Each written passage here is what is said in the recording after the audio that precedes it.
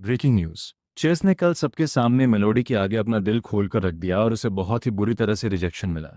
एक मेंढक हंस का मांस खाने चला था, अपनी शक्ल भी आईने में नहीं देखता। वाकई बेहद मजाकिया है। कॉलेज की क्वीन मेलोडी का एक अलग ही लेवल है और चेस वो भला किस औकात में है। उसने खुद ही अपनी इस बेइज्जती को दावत दी थी। 18 साल की उम्र में ये मेरा कमरा था। मेलोडी के पीछे भागने के चक्कर में मेरे ग्रेड्स पूरी तरह से गिर गए थे। मुझे कॉलेज तक में एडमिशन नहीं मिला। मैंने मेलोडी को ग्रेड स्कूल में भेजने के लिए छोटे मोटे काम किए, लेकिन जैसे ही उसका एडमिशन हुआ उसने अपनी ही क्लास के एक लड़के को डेट करना शुरू कर दिया। इसलिए मैंने कसम खाई कि मैं अपनी जिंदगी में कुछ बड़ा मुकाम हासिल करूंगा। नेशनल एग्जाम से ठीक एक महीना पहले मेलोडी को किए गए मेरे उस नाकाम प्रपोजल के ठीक अगले दिन मैं वापस आ चुका हूँ।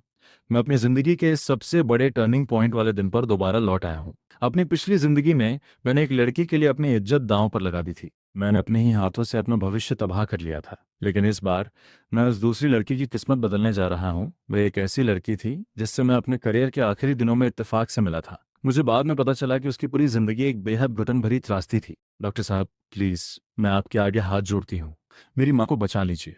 उसके पिता का साया बचपन में ही उठ गया था और उसकी माँ की किडनी फेल हो गई थी। इलाज के भारी भरकम खर्च को उठाने के लिए वो हर एक दिन कई जगहों पर काम करती थी, खुद को पूरी तरह निचोड़ देती थी, सिर्फ जिंदा रहने के लिए जी जान से लड़ती थी। आखिरकार बहुत ज्यादा थकान और लो ब्लड शुगर की वजह से उसका हार्ट फेल हो गया और वो हमेशा के लिए चली गई। उस साल वह सिर्फ 21 साल की थी। शुक्रिया, मुझे मेरी जवानी के इन सबसे बेहतरीन सालों को दोबारा जीने का एक और मौका मिला है। इस बार अगर कोई बेवकूफ़ बनेगा तो वो मेरे सामने दूसरे लोग ही होंगे। आंटी, जो मेरे एक बाउल अपने सिग्नेचर बीफ नूडल्स और साथ में एक टी एग लगा दीजिए। चेस, क्या तुम ठीक हो? कोई बेवकूफ़ी मत कर बैठना। मेलोडी ने तुम्हें रिजेक्ट किया, यह उसका अंधापन है, नुकसान उसका हुआ है। क्लास के वो जाहिल लोग जो बकवास कर रहे हैं उन पर ध्यान मत दो। खुद को घर में बंद मत करो। चलो आज रात इंटरनेट कैफे चलते हैं।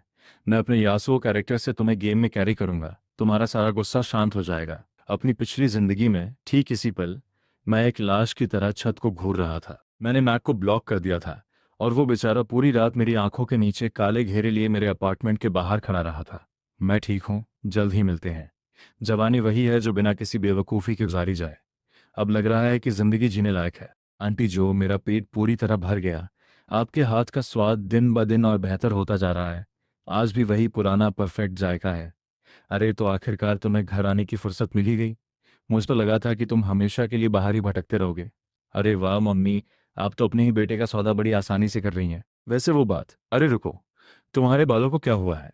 और तुम्हारा वो मोटे कांच वाला चश्मा कहाँ गया? वो पुराना अजीब सा हेयर कट मेरी आंखों के आगे आ रहा था, इसलिए मैंने नया हेयर स्टाइल रख लिया।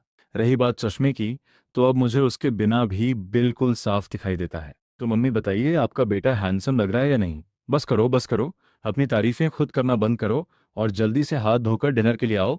खाना तैयार है। मम्मी, आपके हाथ का खाना सच में लाजवाब है। किसी भी 5 स्टार शेफ से 10,000 गुना बेहतर है। धीरे खाओ, कोई तुम्हारा खाना छीन नहीं रहा है। थोड़ा और मीट खाओ, देखो कितने दुबले हो गए हो। पापा मम्मी, मैं वादा करता हूँ कि आपका यह बेटा अब आपको कभी परेशान नहीं होने देगा। ये दौर मुझे मेरा पहला सबसे बड़ा मौका दे रहा है। तेजी से स्टार्टअप फंड खड़ा करने का यह बिल्कुल परफेक्ट जरिया है। लेकिन इस नए बिजनेस के समंदर में उतरने से पहले मुझे कुछ शुरुआती पैसों की जरूरत होगी। कहीं से तो पहला फंड जुगाड़ना पड़ेगा। इतने सालों में मैंने जो भी पॉकेट मनी और त्योहारों के पैसे बचाए थे वो कम से कम हजारों लाखों में होने चाहिए थे। लेकिन वो सब मेलोडी के लिए बबल टी, डिजाइनर बैग और बर्थडे गिफ्ट्स खरीदने में उड़ गए। सच में लड़कियों के पीछे भागने वाले कभी पैसे नहीं बचा पाते। अरे क्लास शुरू होने वाली है। चेस अभी तक नहीं आया क्या? नहीं तो अगर मुझसे पूछो तो कल सबके सामने रिजेक्ट होने के बाद शायद उसे यहाँ आने शर्म आ रही होगी। स्कूल आने की हिम्मत ही नहीं हुई होगी उसकी। हो सकता है। मेरा मतलब है, माना कि चेस दिखने में कोई खास नहीं है, वही मेंढक और हंस वाली बात, लेकिन फिर भी उसने पूरे 3 साल तक कॉलेज क्वीन के पीछे साए की तरह चक्कर काटे हैं। सबके सामने इस तरह बेरहमी से दुत्कारा जाना, अगर मैं उसकी जगह होता तो मेरा दिल पूरी तरह टूट जाता। मैं फिर कभी किसी को अपना मुंह कैसे दिखाता? आखिर चल क्या रहा है? रिजेक्ट तो मैंने उसे किया था, फिर उसका बर्ताव अब इतना रूखा क्यों है? मेरे सीने पर जैसे कोई भारी पत्थर सा रखा हुआ है। मैं हिल भी नहीं पा रही हूँ। वो आज नहीं आया। क्या सच में इसलिए क्योंकि कल मैंने उसे बहुत ज़्यादा कड़ा बोल दिया था? अरे भाई, ये क्या चक्कर है? ये हैंडसम लड़का कहाँ से आ गया? ये हमारी क्लास में कैसे पहुँच गया? ये तो दिखने में बहुत ही ज़्यादा अच्छा है। क्या ये कोई नया ट्रांसफर स्टूडेंट है? इसका चेहरा तो कॉलेज के सबसे पॉपुलर लड़के को भी फीका कर दे। रुको, ये कुछ जाना पहचाना सा लग रहा है। हमारे स्कूल में ऐसा लड़का कब से आ गया? और ये चेस की सीट पर क्यों बैठा है? हटो हटो। अरे नहीं, अरे नहीं, मिस्टर बेली होमवर्क चेक कर रहे हैं। चेस, तुम कहाँ ख्यालों में खोए हो? तुम्हारा इंग्लिश का होमवर्क कहाँ है? जल्दी करो और मुझे कॉपी करने दो। अब समय नहीं है। चेस रुको, क्या तुम मजाक कर रहे हो? वो चार आंखों वाला मोटे बालों वाला चेस ऐसा कैसे हो सकता है? ओ माय गॉड, इसके नैन नक्श को ध्यान से देखो। तेरी तो चेस के अलावा ये और कौन हो सकता है? वह चेस है। ये हैंडसम लड़का कौन है? गलत क्लास में आ गए भाई। अरे रुको, जो सीट पर बैठा है चेस, क्या इस लड़के ने कोरिया में प्लास्टिक सर्जरी कराई है? स्टूडेंट्स, नेशनल एग्जाम में अब ठीक 1 महीना बचा है। ये 30 दिन आपकी जिंदगी के सबसे महत्वपूर्ण और निर्णायक 30 दिन होने वाले हैं। 12 साल की कड़ी पढ़ाई का नतीजा इसी पर टिका है। मुझे आप में से हर एक का 100% फोकस चाहिए। मैं इतने सालों बाद दोबारा पैदा हुआ हूँ। मैं बिजनेस की जंग तो संभाल सकता हूँ, लेकिन हाई स्कूल के फिजिक्स और केमिस्ट्री के फॉर्मूले, मैं उनका एक एक शब्द भूल चुका हूँ। नेशनल एग्जाम 1 महीने में है। मैं तो बुरी तरह फंस गया है ना। अरे एक सेकंड रुको, मुझे ये सब आता है। जैसे ही मैं ध्यान लगाता हूँ और पीछे मुड़कर सोचता हूँ, मेरी पिछली जिंदगी की यादें बिल्कुल साफ हो जाती हैं, जैसे वो मेरे दिमाग में छप गई हों। क्या ये दोबारा जन्म लेने का एक और फायदा है? सब कुछ हूबहू याद आ जाना, फोटोग्राफिक मेमोरी। अब आएगा असली मजा। ये मॉक एग्जाम बेहद मुश्किल था, लेकिन हमारी क्लास के एक स्टूडेंट ने बहुत बड़ी तरक्की की है, और वह खास तारीफ का हकदार है। चेस, जिसने साइंस, कंपोजिट और बाकी सब्जेक्ट्स को मिलाकर 574 स्कोर किया है, जो पिछली बार से पूरे 30 नंबर ज्यादा है। ये क्या बकवास है? कॉलेज क्वीन से रिजेक्ट होने के बाद चेस? नहीं, सिर्फ उसका लुक ही आसमान नहीं छू रहा है, बल्कि अब तो वो पढ़ाई में भी गॉड मोड में आ चुका है। ये दिल टूटने का असर नहीं है, ये तो ऐसा लग रहा है जैसे उसने कोई छिपी हुई ताकत अनलॉक कर ली हो। चेस, इसे ऐसे ही बनाए रखो। अगर तुम नेशनल एग्जाम के लिए इसी रफ्तार को बनाए रखते हो, तो किसी टॉप टियर यूनिवर्सिटी में एडमिशन मिलना बिल्कुल भी मुश्किल नहीं होगा। चेस, मुझे ये सवाल समझ नहीं आ रहा है, क्या तुम मुझे ये समझा सकते हो? अरे खुद कॉलेज क्वीन यहाँ ही है। जरूर, बिल्कुल आ जाओ, यहीं बैठ जाओ। मेलोडी, ध्यान से सुनो। फोर्स एनालिसिस के लिए सबसे पहले ग्रेविटी को डिकम्पोज करने के बाद इस इंक्लाइन को देखो। मेलोडी, क्या तुम सच में यहाँ ये सीखने आई हो? अरे हाँ हाँ, मैं सीखने आई हूँ। हो गया, बस इतना ही था इसमें। चेस, तुम्हारे ग्रेड्स अब इतने अच्छे हो गए हैं। तुम नेशनल एग्जाम के लिए किस शहर के बारे में सोच रहे हो? जिनलिंग यूनिवर्सिटी को छोड़कर कहीं भी? ये क्या बकवास है? क्या मैंने सही सुना? खुद कॉलेज क्वीन उसके पास आकर उसके प्लान्स के बारे में पूछती है, और वो सरेआम उसे मना कर देता है। सीधे मुंह कह देता है कि वो उस शहर में बिल्कुल नहीं जाएगा जहां वो जा रही है। यार चेस, तुम जो सुबह सुबह इतनी जल्दी बिस्तर से उठाकर सिर्फ अपना ये घर घर का खेल दिखाने लाए हो, तुमने ये सारे नींबू किस लिए खरीदे हैं? मोटे भाई, अपनी आंखें खोलो और ध्यान से देखो। इसे कहते हैं कम लागत वाला बिजनेस, लो कॉस्ट एंटरप्रेन्योरशिप। थोड़ा चक्कर देखो। ओ भाई, ये खट्टा और एकदम ठंडा झटका, ये तो बेहद शानदार है। इसके सामने बाहर मिलने वाली बाकी हर ड्रिंक कचरा लगती है। मैं तो गर्मी से मरा जा रहा हूँ। ये शापित मौसम, मेरा इंटरव्यू शुरू होने से पहले ही मुझे लू लग जाएगी। मुझे इतनी प्यास लगी है और यहाँ आसपास एक भी दुकान नहीं है। यह गर्मी मेरी जान ले लेगी। चेस, क्या यह सच में काम करेगा? हर कोई एग्जाम को लेकर टेंशन में है, हमसे ये अजीब सी ड्रिंक भला कौन खरीदेगा? मोटे भाई, नोट कर लो, मार्केटिंग का सबसे ऊंचा लेवल होता है सही मौके पर सही चीज देना। अरे भाई, तुम्हारे पास वो कौन सी जादुई ड्रिंक है? ये दिखने में बहुत रिफ्रेशिंग लग रही है। खास घर की बनी हुई मैश्ड लेमन टी, पूरी बर्फ से लोडेड। एक घूंट और ये आपको जगा देगी, पूरी तरह ठंडा कर देगी, अंदर तक तरोताज़ा कर देगी। गारंटी है कि ये आपके इंटरव्यू की परफॉर्मेंस को बढ़ा देगी। मुझे एक दे दो। कितने की है? 8 रुपये। 8 रुपये? इतने में तो दोपहर के खाने का पूरा टिफिन आ जाता है। भाई, जब तुम जिंदा भुनने वाले हो तो क्या अपनी जान के लिए 8 रुपये बहुत ज़्यादा हैं? 8 रुपये छोड़ो, मैं इसके लिए 18 रुपये देने को तैयार हूँ। यहाँ मेरी हालत ख़राब हो रही है। जल्दी से मुझे एक दे दो, खुले पैसे अपने पास ही रखो। अरे सुनो, एक मेरे लिए भी बचाना, मुझे भी चाहिए। बॉस, बॉस जल्दी करो भाई, कुर्सियां लगाओ यार, हमें टेन चाहिए। चेस, ये लो, इसे रखो, तुम ही इस बिजनेस का दिमाग हो, ये पैसे तुम्हारे हैं। चेस, तुम ये क्या कर रहे हो? हम भाई हैं, लेकिन हिसाब किताब बिल्कुल साफ होना चाहिए। ये कोई मुफ्त के पैसे नहीं है। अगले कुछ दिनों तक तुम मेरे साथ मजदूरी करने वाले हो और इसे बेचने में मेरी मदद करोगे।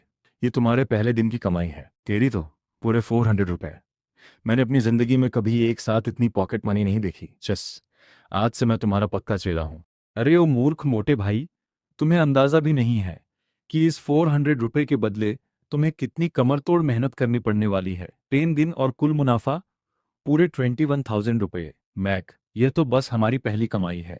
मेरे साथ जुड़े रहो, मैं तुम्हें सिखाऊंगा कि सही वक्त पर सही मौके का फायदा कैसे उठाते हैं। तुम तो कतई जानवर हो यार, मैं तो थकान से मर जाऊंगा। स्टॉक मार्केट में लगाने के लिए कैपिटल अब तैयार है। अब अगले 20 दिन सिर्फ और सिर्फ नेशनल एग्जाम को पूरी तरह से क्रैक करने के बारे में है। ये सच में बहुत कठिन है। मुझे कोई यहीं खत्म कर दो यार। पहले चेस उस कॉलेज क्वीन को एक नौकर की तरह खाना पहुंचाया करता था, और वो शिकायत करती थी कि इसका स्वाद खराब है। अब पासा पूरी तरह से पलट चुका है। पिछले लगातार 10 दिनों से कॉलेज क्वीन खुद उसके आगे पीछे घूम रही है और हर सुबह उसके लिए नाश्ता लेकर आती है। और चेस हर बार उसे पूरी तरह से भाव नहीं देता। चेस, मैं आज तुम्हारे लिए नाश्ता लाई हूँ। ये मेरी मम्मी के हाथ के बने गर्मा गर्म स्टीम्ड सूप डम्पलिंग्स हैं। अभी भी गर्म है, तुम्हें इन्हें खा लेना चाहिए। शुक्रिया मेलुई, लेकिन मैं घर से नाश्ता करके आया हूँ, अब मुझसे और नहीं खाया जाएगा। तुम ही इन्हें रख लो। एक बार फिर रिजेक्शन। उसने खुद उसकी माँ के हाथ के बने डम्पलिंग्स को मना कर दिया।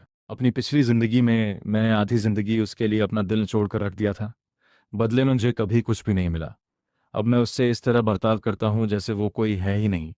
और महज 3 दिनों में ही वो खुद नाश्ता लेकर मेरे आगे पीछे भाग रही है। किस्मत का खेल भी कितना अजीब है। अब पढ़ाई का वक्त है। मेरा मकसद कोई मामूली यूनिवर्सिटी नहीं है। उस एलीट यूनिवर्सिटी के बिजनेस एडमिनिस्ट्रेशन प्रोग्राम को अभी देश की सबसे ऊंची A+ रेटिंग मिली है। मेरे बिजनेस एम्पायर को खड़ा करने के लिए वो बिल्कुल परफेक्ट जगह है। और सबसे ज़रूरी बात, मुझे वहाँ किसी को ढूंढने जाना है। एक ऐसी लड़की जिसका मुझ पर बहुत बहुत ज़्यादा उधार है। वो अभी भी मुझे ढूंढने आता है। मुझे पता था, वो चाहे मुझसे कितना भी नाराज़ क्यों ना हो, वो मुझे कभी अकेला नहीं छोड़ेगा। अरे, तो तुम्हें घर आने का रास्ता याद आ ही गया। मिस्टर ग्रांट ने मुझसे कहा था कि मैं तुम्हारे एग्जाम पेपर्स ले आऊं और तुम्हारी गलतियों को सुधार दूं। लिविंग रूम ठीक रहेगा। चलो इसे जल्दी से खत्म करते हैं। सवाल नंबर 3। इसमें काइनेटिक एनर्जी थ्योरम और प्रोजेक्टाइल मोशन दोनों एक साथ है। तुम्हारी कंस्ट्रक्शन लाइंस यहाँ गलत हैं। उन्हें इस पॉइंट से शुरू होना चाहिए। इस सवाल को हल करने का तरीका यह है, सबसे पहले तुम्हें सवाल में दी गई कंडीशंस को पहचानना होगा। फिर हमने जो सीखा है उसे स्टेप बाय स्टेप अप्लाई करना होगा। चेस, क्या हम पहले की तरह नहीं हो सकते? चेस, थोड़ा तेज चलो, मुझे बहुत भूख लगी है। आया आया मेलोडी, देखकर चलो कि कहाँ जा रही हो। बस एक सीधा सा सेंटेंस। और उसने पूरे 6 साल तक मेरा बैग उठाया, और मैंने एक बार भी उसके दूसरे कंधे पर पड़े उस भारी बोझ पर ध्यान नहीं दिया। उन सभी सालों में मैं कितनी मतलबी थी, कितनी गलत थी। और अपनी उस मुस्कान के पीछे उसने न जाने कितना दर्द छुपा रखा था, जिसे मैंने बिना किसी परवाह के अपने पैरों तले रौंद दिया। बात यहाँ तक कैसे पहुँच गई? मैं इतनी बुरी कैसे हो सकती हूँ? चेस, मुझे माफ़ कर दो, मैं सच में बहुत शर्मिंदा हूँ। चेस, हमेशा तुम ही मेरी तरफ कदम बढ़ाते थे, लेकिन इस बार मेरी बारी है तुम्हारी तरफ कदम बढ़ाने की। मैं तुम्हें खुद से दूर नहीं जाने दूंगी। तुम्हारा एग्ज़ाम पास कहाँ है? एक बार फिर से चेक करो। क्या वो तुम्हारी जेब में है? अजी, सुनती हो? बाहर तो सोना सोना जैसी उमस भरी गर्मी है। तुम्हें क्या लगता है हमारा बेटा वहां दबाव में घबरा तो नहीं जाएगा? चिंता करना बंद करो। पिछले कुछ समय से उसके ग्रेड्स काफी अच्छे रहे हैं।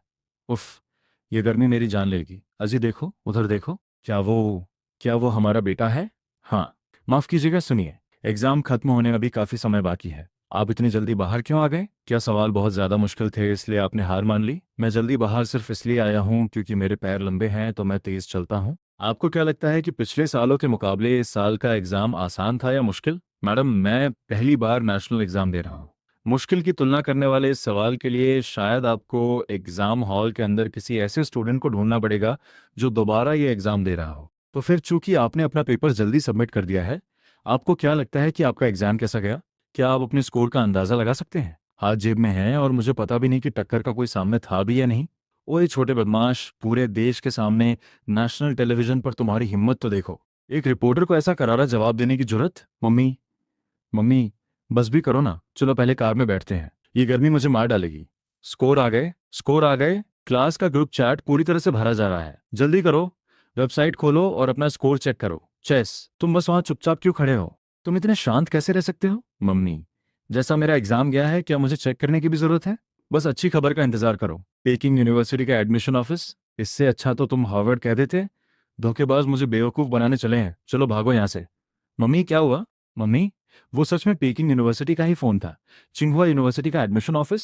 चेस, चिंगहुआ तुम्हें 20,000 युआन की सालाना स्कॉलरशिप, पूरी ट्यूशन फीस माफी और सीधे बैचलर से पीएचडी ट्रैक के साथ पोस्ट ग्रेजुएशन में पक्के एडमिशन का ऑफर दे रहा है। चेस, हम पेकिंग यूनिवर्सिटी वाले तुम्हें सालाना 50,000 का ऑफर दे रहे हैं। तुम अपनी शर्तें बताओ। शुक्रिया, मैं इसके बारे में सोचूंगा। शुक्रिया, मैं इसके बारे में सोचूंगा। डायरेक्टर हार्पर, नमस्ते। मैं जियांग यूनिवर्सिटी में बहुत दिलचस्पी रखता हूँ। मैं क्या क्या आप पक्का सच कह रहे हैं? चेस, रुको। चेस, चेस, मैं सीधे प्रेसिडेंट के पास गया था। अगर तुम आओ, एक मुश्त 2 लाख युआन की स्कॉलरशिप, यूनिवर्सिटी में तुम्हारे पूरे समय का सारा खर्च हमारा होगा, एक private single dorm room personal कमरा मिलेगा और पोस्ट ग्रेजुएशन में पक्की सीट दी जाएगी। डील मंजूर। चेस, क्या तुम सच में शिया जियांग यूनिवर्सिटी जाना चाहते हो? तुम चिंगुआ और पेकिंग यूनिवर्सिटी दोनों के ऑफर ठुकरा रहे हो। हाँ, मैं चिंघुआ या पेकिंग नहीं जा रहा हूँ। शिया जियांग यूनिवर्सिटी के बिजनेस एडमिनिस्ट्रेशन प्रोग्राम को पिछले साल ही A+ रेटिंग मिली है, जो चिंघुआ के बराबर ही है। और सबसे ज़रूरी बात, मुझे एक नासमझ लड़की की किस्मत बदलने के लिए वहाँ जाना ही होगा। टॉपर बनने पर 50,000 युआन का इनाम। शुक्रिया पापा। अब मेरा स्टार्टअप फंड पूरी तरह से एक्टिव हो चुका है। अब असली तूफान शुरू होने वाला है। मेरी पिछली ज़िंदगी की यादें मेरे लिए हुक्म का इक्का है। जुलाई में ब्रोकरेज स्टॉक सबसे आगे रहेंगे। इस सेक्टर के लीडर स्टॉक में अपना पूरा पैसा लगा दो। अगस्त में एक खास स्टॉक आसमान छूने वाला है।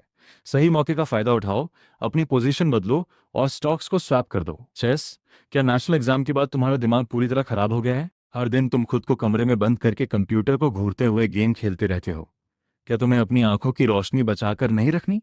जना इधर देखो, इकाई, दहाई, सैकड़ा, हजार, 10,000, लाख, लगभग 1 मिलियन। जना, मुझे अपना दोबारा परिचय देने का मौका दो। तुम्हारा भाई अब स्टॉक मार्केट का भगवान बन चुका है। बिल्कुल लीगल इन्वेस्टमेंट है, एकदम साफ सुथरा पैसा। एक काम करो, वो बिना भविष्य वाली बेकार नौकरी छोड़ दो। हर महीने 10,000 मिलेंगे। मेरे लिए काम करना शुरू करो। तुमने कितने पैसे कहे? 10,000।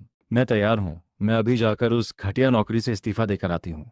तो बॉस जियांग, कंपनी ने हमें असल में किस काम के लिए हायर किया है? शॉर्ट फॉर्म वीडियो बना के लिए। Short form video? वो क्या होता है? क्या सच में उससे पैसे कमाए जा सकते हैं? मैं जो चीज़ बनाने जा रहा हूँ वो पूरे इंटरनेट पर तहलका मचा देगी और आने वाले भविष्य को बदल कर रख देगी। यह अगले कुछ सालों की सबसे बड़ी लहर होने वाली है। बहुत बातें हो गई। अगर बॉस की बात समझ आ गई हो तो काम पर लग जाओ। तुम्हारी वर्क स्टेशन इस तरफ है। सारे इक्विपमेंट्स पहले ही खरीदे जा चुके हैं। मुझे आज दिन खत्म होने तक प्रोडक्शन प्लान का पहला ड्राफ्ट चाहिए। आपका टेस्ट बहुत शानदार है नौजवान। ये लेटेस्ट मॉडल पोर्श कायन है, लेकिन शोरूम से बाहर निकालने तक इसकी कीमत 1.3 मिलियन युआन है। क्या आप सोशल मीडिया के लिए कुछ तस्वीरें खींचना चाहते हैं, या फिर आप अपने घर के बड़ों के आने का इंतजार करेंगे ताकि वो बात कर सकें? मैं इसे खरीद रहा हूँ। माफ़ कीजिएगा, आपने क्या कहा? ये car, full payment card swipe कीजिए। मैं इसे आज ही ड्राइव करके ले जा रहा हूँ। ओह सर, प्लीज़ प्लीज़ यहाँ बैठिए। मैं अभी तुरंत कागजी कार्रवाई शुरू करवाता हूँ। चेस, तुम अभी सिर्फ 18 साल के हो। क्या इस तरह की इतनी चमचमाती गाड़ी में घूमना सही रहेगा? अगर हमारे रिश्तेदारों ने इसे देख लिया तो वो जलन के मारे भुन जाएंगे। यह सही क्यों नहीं रहेगा? मैंने इसे कमाया है। ये पैसे मैंने अपने इन दोनों हाथों से कमाए हैं, तो मैं इसे भला क्यों छुपाऊं? मैं चाहता हूं कि हर वो इंसान जिसने कभी मुझे नीचा दिखाया था वो इसे अपनी आंखों से देखे। माफ़ कीजिएगा सर, सॉरी। आज कैंपस में बहुत ज़्यादा भीड़ है। नए स्टूडेंट्स फ्रेशमैन को छोड़ने आने वाली प्राइवेट गाड़ियों को कैंपस के अंदर जाने की इजाज़त नहीं है। प्लीज़ गाड़ी पीछे लीजिए। सर, मैं किसी नए स्टूडेंट को छोड़ने नहीं आया हूँ। तो फिर आप यहाँ किस लिए आए हैं? मैं खुद ही नया स्टूडेंट हूँ। मैं यहाँ एडमिशन लेने आया हूँ। अरे चेस, हम कब से तुम्हारा इंतजार कर रहे थे, आखिरकार तुम आ ही गए। जल्दी करो, गेट खोलो। तेरी तो, ये वही महान नेशनल एग्जाम चैंपियन है जिसने हमारी शिया जियांग यूनिवर्सिटी के लिए चिंघुआ और पेकिंग यूनिवर्सिटी के ऑफर ठुकरा दिए थे। ये चेस है। ये तो दिखने में बहुत ही ज्यादा हैंडसम है, बिल्कुल किसी मूवी स्टार की तरह। और उसकी गाड़ी तो देखो, पोर्श कायन। शोरूम से बाहर निकालने तक ये कम से कम 1.5 मिलियन की होगी। ये भला किस तरह की किसी नाटक ड्रामा जैसी एंट्री है? चेस, इधर देखो। यूनिवर्सिटी ने खास तुम्हारे लिए इस प्राइवेट आंगन का इंतजाम किया है। ये फैकल्टी हाउसिंग एरिया में बांस के पेड़ों के बीच छुपा हुआ है, बिल्कुल शांत और सुकून भरा। तुम्हारी पढ़ाई में कोई खलल नहीं डालेगा। डायरेक्टर हार्पर, इस ऑफर के लिए आपका बहुत बहुत शुक्रिया, लेकिन मैं इस प्राइवेट हाउसिंग को छोड़ना चाहूंगा। लेकिन क्यों? यह हमारी सबसे टॉप क्लास रहने की जगह है। मैं एक साधारण डॉर्म हॉस्टल के नॉर्मल बेड पे रहना ज्यादा पसंद करूंगा। हो सके तो 4 लोगों वाला कमरा। आखिरकार ये कॉलेज है, इंसान को यहाँ के सामूहिक जीवन का अनुभव तो मिलना ही चाहिए। अरे भाई, आखिरकार तुम आ ही गए। रूम नंबर 202 अब जाकर पूरी तरह कंप्लीट हुआ है। मैं लाओशान शेंडोंग से लियो हूँ। तुमने लाओशान बियर के बारे में सुना है? हाँ, वही लाओशान। हे, मैं गुआंगशी से शे हूँ। भाई, मेरा तो पत्ता साफ हो गया। मुझे पता लगता था कि पब्लिक एडमिनिस्ट्रेशन में सबसे हैंडसम लड़का मैं ही हूँ, लेकिन अब तुम्हें देखने के बाद भूल जाओ, मैं सीधे दूसरे नंबर पर आ गया। हे गाइस, मैं नानजिंग से चेस हूँ। रुको रुको रुको, चेस, तुम वो असली चेस तो नहीं हो? मतलब वो नेशनल एग्जाम चैंपियन, नौसिखियों के इलाके में तबाही मचाने वाला सबसे टॉप लेवल का प्लेयर, वो चेस? हाँ, मैं वही हूँ। तेरी तो, वो महान विद्वान, प्लीज मेरा सादर प्रणाम स्वीकार करें। बॉस, फाइनल एग्जाम्स में तुम्हें ही नैया पार लगानी पड़ेगी। ठीक है, जाओ, ये सब बंद करो। वैसे तुम सबने जियांग यूनिवर्सिटी को ही क्यों चुना? मेरे लिए तो इसलिए क्योंकि मेरी दादी हुआ में रहती हैं, और जियांग यूनिवर्सिटी सबसे बेस्ट स्कूल है जहां मेरे स्कोर्स के हिसाब से एडमिशन मिल सकता था। जाहिर है, क्योंकि इस स्कूल का रुतबा बहुत ज़बरदस्त है, मेरे मिजाज से बिल्कुल मेल खाता है। लेकिन मैंने न्यूज़ में जो देखा था, तुमने चिंगुआ और पेकिंग यूनिवर्सिटी दोनों को ठुकरा दिया। तुम सच में बहुत हिम्मत वाले बंदे हो जो उनके बदले यहाँ आए। इसके पीछे ज़रूर कोई खास वजह होगी।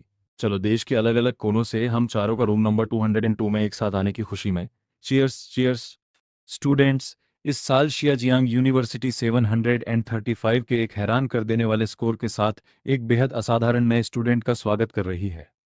उसने लिबरल आर्ट्स नेशनल एग्जाम के इतिहास में अब तक का सबसे बड़ा रिकॉर्ड बनाया है और उसने चिंगहुआ और पेकिंग यूनिवर्सिटी दोनों के बार बार दिए गए न्योते को पूरी तरह से ठुकरा दिया और उनके बदले हमारी जियांग यूनिवर्सिटी को चुना। 735 नंबर, यह तो नेशनल एग्जाम का भगवान है। वो कहाँ है? वो कहाँ है? चेस कहाँ है? चेस, खड़े हो और अपना परिचय दो। हे एवरीवन, मैं चेस हूँ। परंपरा के हिसाब से तो इस वक्त मेरी लाइन ये होनी चाहिए थी। मुझे इस मुकाम तक पहुंचाने के लिए सभी फैकल्टी और स्टाफ का शुक्रिया। नए स्टूडेंट के तौर पर यहाँ खड़ा होना मेरे लिए सम्मान की बात है, प्रतिनिधि के तौर पर। लेकिन ईमानदारी से कहूँ तो अपनी तरफ टिकी हजारों आंखों को नीचे घूरते हुए मुझे बिल्कुल भी गर्व महसूस नहीं हो रहा है। इस वक्त मेरे दिमाग में सिर्फ एक ही ख्याल आ रहा है कि यहाँ से भाग जाऊं। ये लड़का वाकई बहुत मज़ेदार है। सोशल एंग्जाइटी, सामाजिक घबराहट में कोई इतना कॉन्फिडेंट कभी नहीं दिखा। तो मैंने हाल ही में एक नया शब्द इजाद किया है। इसका पूरा नाम है सोशल एंग्जाइटी डिसऑर्डर। आप शायद सोच रहे होंगे, अगर मुझे सोशल एंग्जाइटी है तो मैं यहाँ इतनी शांति से क्यों खड़ा हूँ? क्योंकि कुछ रास्ते ऐसे होते हैं जिनके बारे में जानते हुए भी कि वो मुश्किल होंगे, आपको उन पर चलना ही पड़ता है। यही जिंदगी है। कुछ चीज़ें ऐसी होती हैं जिनसे आप भाग नहीं सकते, क्योंकि भागने से सिर्फ और बुरे नतीजे मिलते हैं, यहाँ तक कि जिंदगी भर का पछतावा ही। इसलिए मेरे साथी स्टूडेंट्स, हिम्मती बनो, किसी से प्यार करो, पहाड़ पर चढ़ो, किसी सपने का पीछा करो। आखिरकार ये जिंदगी छोटी है और पीछे मुड़कर देखें तो अंत में हम सब कुछ खो ही देंगे। तब तक का इंतजार मत करो जब तक कि हर याद एक ऐसा पछतावा न बन जाए जिसे आप कभी सुधार न सके। माफ कीजिएगा, क्या ये सीट खाली है? नहीं। हाय, मैं चेस हूँ। हाय, मैं रेन हूँ। एवरीवन, शांत हो जाइए। शियाजियांग यूनिवर्सिटी में आप सभी का स्वागत है। मैं मिस्टर वॉटसन हूँ। अगले 4 सालों तक मैं आपका एडवाइज़र रहूँगा। इसके बाद मैं रोल कॉल हाजिरी शुरू करूँगा। जब मैं आपका नाम पुकारूं तो ऊपर आइए और अपना एक छोटा सा इंट्रोडक्शन दीजिए ताकि हम सब एक दूसरे को जान सकें। वह बुरी तरह डरी हुई है। इस बेहद शर्मीली, खुद को असुरक्षित महसूस करने वाली नासमझ लड़की के लिए दर्जनों अजनबी आंखों के सामने पोडियम पर खड़े होना किसी सरेआम दी जाने वाली फांसी की सजा से कम नहीं है। टाइलर। हे, हे एवरीवन, मैं टाइलर हूँ। मैं बास्केटबॉल में अच्छा हूँ। Next, Frank. हे एवरीवन, मैं फ्रैंक हूँ। प्राइमरी स्कूल से लेकर हाई स्कूल तक मैं हमेशा क्लास प्रेसिडेंट रहा हूँ। मुझे उम्मीद है कि कॉलेज में भी मुझे आप सबकी सेवा करने का मौका मिलेगा। चेस। हे एवरीवन, मैं चेस हूँ। मेरा शौक पढ़ाई करना है, लेकिन ये झूठ है। मेरा असली शौक इंटरनेट चलाना, वीडियो गेम्स खेलना है और जिन भी चीज़ों में लड़कों का इंटरेस्ट होता है मेरा भी है। ये वो लड़की है जो अभी मेरे बगल में बैठी थी, रेन। मेरे उलट इसका शौक शायद सचमुच पढ़ाई करना ही है, इसलिए मैंने आगे बढ़कर उसका इंट्रोडक्शन भी खुद ही दे दिया। शुक्रिया मिस्टर वॉटसन। इस लड़के ने बीच में आकर मुझे बचा लिया। दिलचस्प है, उसने मेरी मदद क्यों की? चेस। मुझे मुझे जाना होगा। ठीक है रेन, क्या तुम्हें बाद में कोई काम है? ओह, जाओ, रास्ते में संभल कर जाना। क्लास खत्म होते ही वह तेजी से भागती है। पक्का उसके पास कोई काम है। शायद फिर से किसी पार्ट टाइम जॉब को ढूंढने की जल्दी में है। अपनी पिछली जिंदगी में उसने अपनी माँ के मेडिकल बिलों को चुकाने के लिए जी तोड़ मेहनत की थी। जो भी छोटा मोटा काम मिलता था वह उसे करती थी, लेकिन लंबे समय से सही पोषण न मिलने की वजह से वह इतनी कमजोर दिखती थी कि हवा का एक झोंका भी उसे गिरा दे। कोई भी ढंग का मालिक उसे काम पर रखने की हिम्मत नहीं करता था। नासमझ लड़की। इस बार मेरे यहाँ रहते हुए तुम्हें उस तरह और दुख झेलने की बिल्कुल जरूरत नहीं है। साबुन की वह हल्की सी खुशबू बिल्कुल वैसी ही है जैसी मेरी पिछली जिंदगी में थी। मेरी पिछली जिंदगी में यह 1 साल बाद नानजिंग की बात थी। मैं अपना बिजनेस शुरू कर रहा था और मैंने अभी अभी बैंक से 5 लाख युआन निकाले थे, जो मेरे माता पिता की जिंदगी भर की जमा पूंजी थी। ये लड़की न जाने कब से भूखी है। गंभीर कुपोषण, सीवियर मॉलन्यूट्रिशन।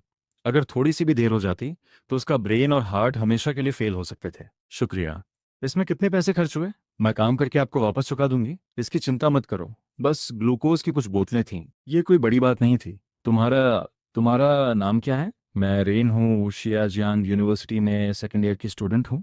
सर, क्या क्या आप मुझे 3 लाख उधार दे सकते हैं? मेरी माँ को किडनी ट्रांसप्लांट की ज़रूरत है। अगर आप मुझे उधार देने के लिए तैयार हैं तो मैं ज़िंदगी भर के लिए आपकी हो जाऊंगी। हम अभी जाकर कोर्ट मैरिज रजिस्टर कर सकते हैं। आप जो कहेंगे मैं वो सब करूंगी। वह अपनी इज्जत बेचने वाली किसी लड़की की लाचारी नहीं थी, बल्कि अपनी माँ को बचाने के लिए सब कुछ कुर्बान कर देने को तैयार एक बेटी का दृढ़ संकल्प था।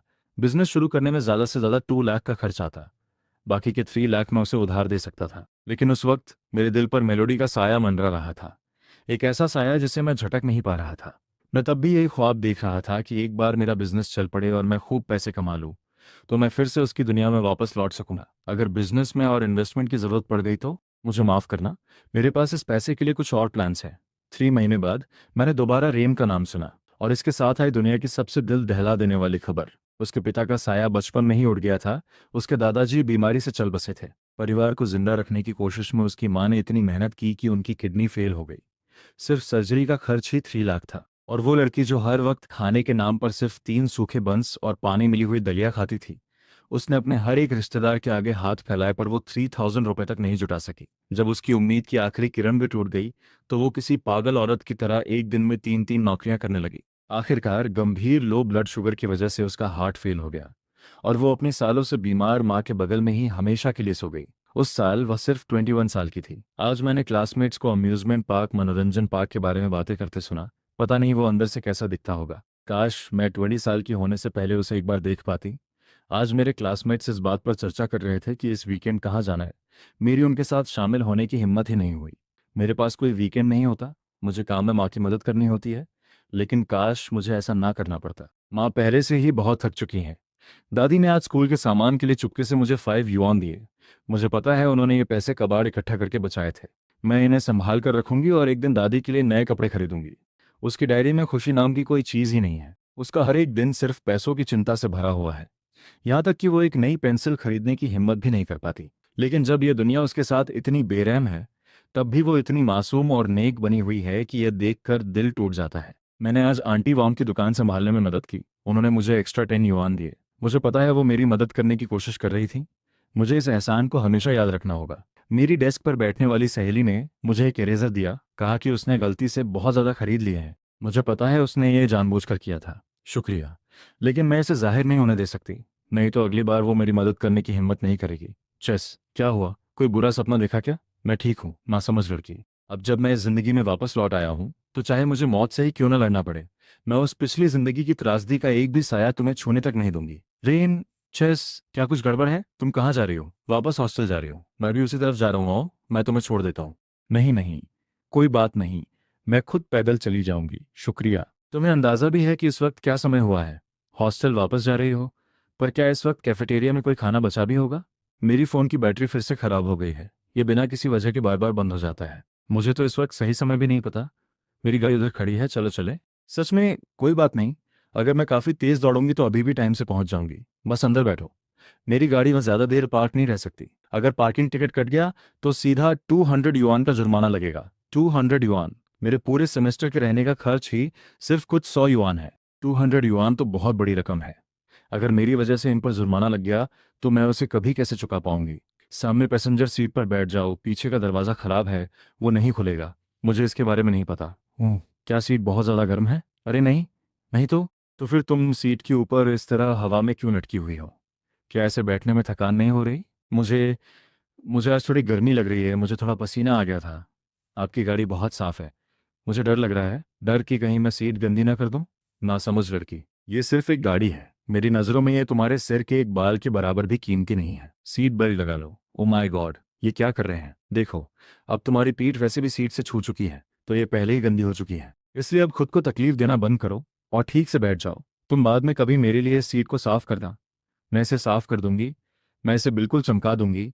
मैं वादा करती हूँ। अपनी पिछली जिंदगी में मैं अपने तथाकथित घमंड और पुराने प्यार के पागलपन के पीछे छुपा रहा और तुम्हें बचा नहीं सका। लेकिन इस बार मैं तुम्हें, तुम जैसी छोटी नासमझ को, इस अंतहीन खाई से धीरे धीरे बाहर निकाल कर रहूंगा। वापस छोड़ने के लिए आपका बहुत शुक्रिया, चेस। मैं अब अंदर जाती हूँ। जरा रुको, मुझे लगता है कि मैं अपना फ़ोन हॉस्टल में ही भूल आया हूँ। मुझे एडवाइज़र से कोई बहुत ज़रूरी बात करनी है। क्या मैं 1 सेकंड के लिए तुम्हारा फ़ोन ले सकता हूँ? अरे रुको, मैं तो अपना फ़ोन साथ ही लाया हूँ। बस मुझे पहले महसूस नहीं हुआ था। शुक्रिया रेन। नासमझ लड़की, अब मेरे पास तुम्हारा नंबर आ चुका है। जाओ खाना खाओ और थोड़ा ज़्यादा मीट खाया करो। खुद को भूखा रखना बंद करो। माफ़ कीजिएगा सर, क्या आपको बर्तन धोने के लिए कोई पार्ट टाइम कर्मचारी चाहिए? मैं कुछ भी काम कर सकती हूँ। हाँ, तुमने क्या कहा? थोड़ा तेज़ बोलो, सुनाई नहीं दे रहा। हटो हटो, रास्ते से हटो। बिजनेस में रुकावट मत डालो। लड़की, हवा का एक झोंका तुम्हें गिरा दे, तुम पानी की एक बाल्टी तक नहीं उठा सकती। हमें तुम्हारी ज़रूरत नहीं है। नासमझ लड़की, तुम्हारी पिछली ज़िंदगी में भी बिल्कुल ऐसा ही हुआ था। तुम अपनी माँ के इलाज के पैसों के लिए हर जगह हाथ फैलाती फिरती थी। हर मोड़ पर अपने आत्मसम्मान का घूंट पीती थी। इस बार मैं तुम्हें दोबारा उस तरह कैसे तड़पने दे सकता हूँ? रेन, चेस, अंदर बैठो, मैं तुम्हें छोड़ देता हूँ। नहीं नहीं, कोई बात नहीं, मैं पैदल चली जाऊंगी। तुम्हें अंदाजा भी है कि क्या समय हुआ है? मेरा फोन फिर से बंद हो गया। उन रेहड़ी पटरी वालों का खाना बहुत महंगा और अनहेल्दी होता है। हम स्टूडेंट्स के लिए कैफेटेरिया ही सबसे सही और सस्ता है। चलो अंदर आओ। मैं यहाँ गाड़ी पार्क नहीं कर सकता। अगर पार्किंग टिकट कट गया तो फिर से 200 युआन लग जाएंगे। यहीं रुको, मुझे कुछ लेकर आना है। मैंने इंजन चालू छोड़ दिया है। रेन, जरा गाड़ी का ध्यान रखना। ठीक है, मैं बहुत ध्यान से देखूंगी। ये लड़की कितनी भोली और सच्ची है, कितनी प्यारी है। पर ये अकेले 2 लोगों का खाना क्यों खरीद रहे हैं? रेन, तुम ये क्या सोच रही हो? जैसे एक बहुत अमीर और होनहार लड़का है, तुम ऐसी गलतफहमी पालने की जरूरत भी मत करना। रिन, तुम कुछ भूल गई हो। यह खाना, क्या यह मेरे लिए है? मुझे मुझे सच में इसकी ज़रूरत नहीं है। आप मुझे खाना खिलाना ये बहुत ज़्यादा हो जाएगा। लेकिन मैं तो इसे खरीद चुका हूँ। भला एक इंसान 2 लोगों का खाना कैसे खा सकता है? जब तुम्हें ये नहीं चाहिए तो मैं इसे खराब तो होने नहीं दे सकता, है ना? मुझे इसे फेंकना ही पड़ेगा। अरे रुकिए रुकिए, 1 मिनट। कहाँ? मैं बाद में आपसे कहाँ मिल सकती हूँ? मेरे हॉस्टल के नीचे, ठीक मेरी गाड़ी के पास। शाम 7 बजे। रेन, तुम वापस आ गई। जल्दी करो और खाना खा लो। तुम्हें अंदाज़ा भी है कितनी देर हो चुकी है। हाँ, मैं साथ में खाना लाई हूँ। ना समझ लड़की, हमेशा खुद से पहले दूसरों के बारे में सोचती है। क्या हमने 7 बजे का समय तय नहीं किया था? तुम इतनी जल्दी यहाँ क्यों आ गई? मुझे मुझे डर था कि कहीं मैं लेट ना हो जाऊँ। चलिए गाड़ी साफ करना शुरू करते हैं। वह बहुत ज़्यादा कमज़ोर है। 18 या 19 साल की लड़की में इस तरह का स्टैमिना ताकत बिल्कुल नहीं होना चाहिए। रेन, तुम रोज़ रात के खाने में क्या खाती हो? सूखे बंस और कभी कभी दलिया। चेस, क्या आप इसलिए नाराज़ हैं क्योंकि मैंने आपकी गाड़ी गंदी कर दी? मेरा मेरा यह तौलिया वो है जिससे मैं अपना चेहरा साफ करती हूँ। मैंने इसे कई बार धोया है, ये सच में बहुत साफ है। बिल्कुल भी गंदा नहीं है। तुम माफ़ी क्यों मांग रही हो? मैं तो असल में ये पूछने की कोशिश कर रहा हूँ कि अगर ये तौलिया चेहरा धोने के लिए है और अब तुमने इससे मेरी गाड़ी की सीट साफ कर दी है, तो तुम अपना चेहरा किससे धोगी? ओह, अरे ये तौलिया काफ़ी अच्छा है, मैं इसे रख लेता हूँ। रेन, तुम्हें कोई एतराज़ तो नहीं है ना? बिल्कुल भी नहीं। बहुत बढ़िया।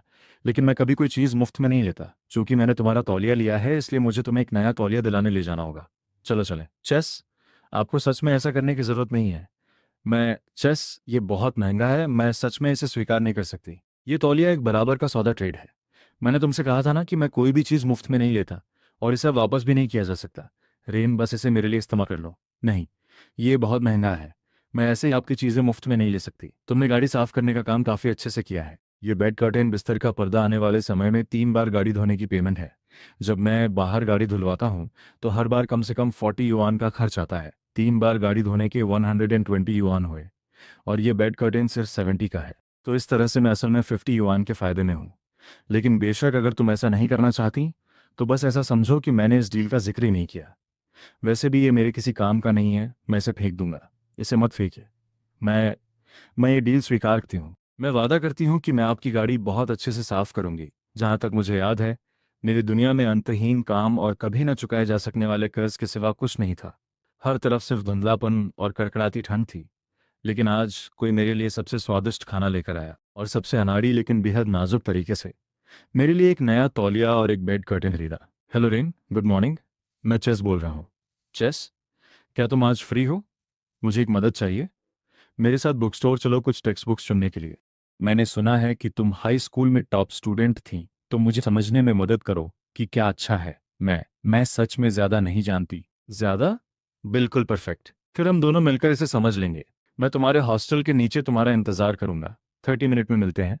रेन, वीकेंड है और तुम इतनी जल्दी उठ गई हो। किसके साथ डेट पर जा रही हो भाई? अरे, तुम्हारे कान इतने लाल क्यों हो रहे हैं? ये कोई डेट नहीं है, बस एक क्लासमेट ने मुझसे मदद मांगी है। रुको, तुम ये कपड़े पहनकर बाहर जा रही हो? मेरे वाले पहनो। मैंने तो इसे आज तक एक बार भी नहीं पहना। तुम कितनी सुंदर हो।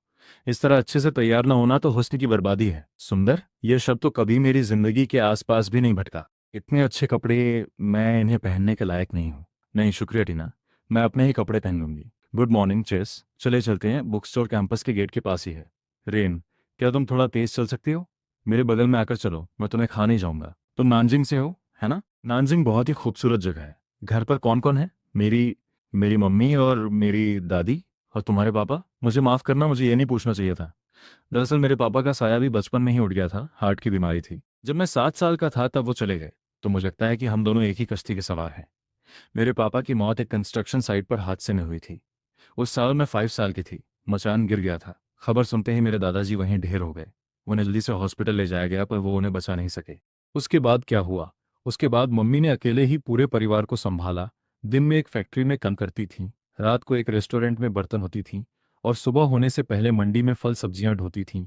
एक दशक से भी ज्यादा समय तक वो दिन में सिर्फ 3 या 4 घंटे ही सोईं। पिछले साल की शुरुआत में मम्मी अचानक गिर पड़ी। डॉक्टर ने कहा कि उनकी किडनी फेल हो गई है। सर्जरी में कितना खर्च आएगा? 3 लाख युआन। क्या तुमने रिश्तेदारों से उधार लेने की कोशिश की? हमने सबके आगे हाथ फैलाए पर हम 3,000 भी नहीं जुटा सके। और तुम्हारी दादी? दादी 70 साल से ज्यादा की हैं। वो सुबह होने से पहले कबाड़ इकट्ठा करने निकल जाती हैं और अंधेरा होने के बाद ही वापस आती हैं।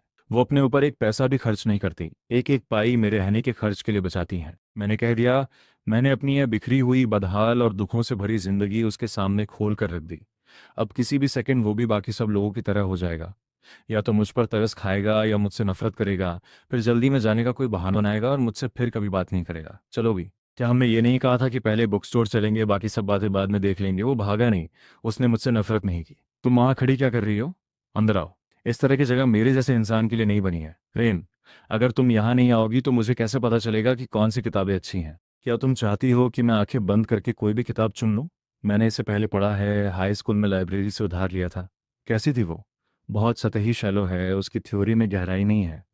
मुझे माफ़ करना, मेरा मतलब था कि माफ़ी मत मांगो। मैं तुम्हें यहाँ अपना एडवाइज़र बनाकर लाया हूँ। इस वाले के बारे में क्या ख्याल है? ये बहुत शानदार है। लेखक का नज़रिया बहुत यूनिक है, खासकर ऑर्गेनाइजेशनल बिहेवियर वाला सेक्शन। इसका अप्रोच वाकई बहुत सटीक है। अगर तुम्हें ये अच्छी लगी तो बस यही फाइनल है। और ये वाली भी, ज़रा इसे मेरे लिए देखो। कोई और रिकमेंडेशन? ओह, चेस। ये इंट्रोडक्शन इकोनॉमिक्स सच में बहुत अच्छी है। तुम इस वक्त जिस लेवल पर हो उसके लिए ये बिल्कुल परफेक्ट है। ओह, तो फिर ये वाली भी रख लेते हैं। कुछ और? तुम अपने पूरे गांव से शियाजियांग यूनिवर्सिटी में एडमिशन पाने वाली पहली इंसान हो, है ना? हाँ, पूरे गांव का गौरव। चेस किताबें चुनना तो खत्म हो गया। मुझे मुझे अब वापस चलना चाहिए। रुको, दोपहर हो चुकी है। चलो कुछ खा लेते हैं। नहीं शुक्रिया, मुझे भूख नहीं है। पर मुझे तो है, इसे आज किताबें चुनने में मेरी मदद करने की पेमेंट समझ लो। चलो आओ, इस गली के ठीक बाहर एक नई नूडल शॉप खुली है। मैंने सुना है कि यह काफ़ी अच्छी है। मैं उन पर और उधार नहीं चढ़ाना चाहती। खाना, किताबें, तौलिया, हर बार जब हमारी बात होती है मुझ पर उनका कर्ज थोड़ा और भारी हो जाता है। मैं भला उन्हें किस चीज़ से वापस चुका पाऊंगी? मैं मना कैसे करूं? इस इंसान के पास हमेशा ऐसा तरीका होता है कि मना करना नामुमकिन हो जाता है। आग बढ़ो और ऑर्डर करो। मैं बस एक बाउल प्लेन सादे नूडल्स ले लूंगी। प्लेन नूडल्स का एक बाउल 6 युआन का है। तुमने आज 3 बेहतरीन प्रोफेशनल टेक्स्ट बुक्स चुनने में मेरी मदद की है। मार्केट रेट के हिसाब से एक प्रोफेशनल कंसल्टेंट की 1 घंटे की फीस कम से कम 30 युआन होती है। तो आज के हिसाब से बराबरी करने के लिए मुझ पर तुम्हारे कम से कम 5 बाउल प्लेन नूडल्स उधार हैं। लेकिन आपने तो अभी कहा था कि आप मुझे सिर्फ एक वक्त का खाना खिला रहे हैं। बिल्कुल सही। चूंकि ये सिर्फ एक वक्त का खाना है, इसलिए ये खाना इतना अच्छा होना चाहिए जो प्लेन नूडल्स के उन 5 बाउल्स की कमी को पूरा कर सके। भैया 2 बाउल अपने सिग्नेचर बीफ नूडल्स लगा देना, दोनों बड़े वाले। साथ में 2 उबले हुए अंडे, ब्रेस्ड एग्स, और 2 प्लेट अपने यहाँ की खास डिशेज भी। अभी लाया भाई। चेस, आपको सच में इतना सब ऑर्डर करने की ज़रूरत नहीं थी। ये बहुत महंगा है। मैं ये सब खत्म नहीं कर पाऊंगी। अब तो खाना कढ़ाई में जा चुका है, इसे अब वापस नहीं लिया जा सकता। अगर तुम्हें सच में बुरा लग रहा है तो अगली बार इसकी भरपाई करने के लिए मेरे लिए कुछ और किताबें चुन लेना। अब चलो खाओ, नूडल्स ठंडे होने पर गल जाते हैं। नहीं, आप खाइए, मुझे उबले हुए अंडे पसंद नहीं है।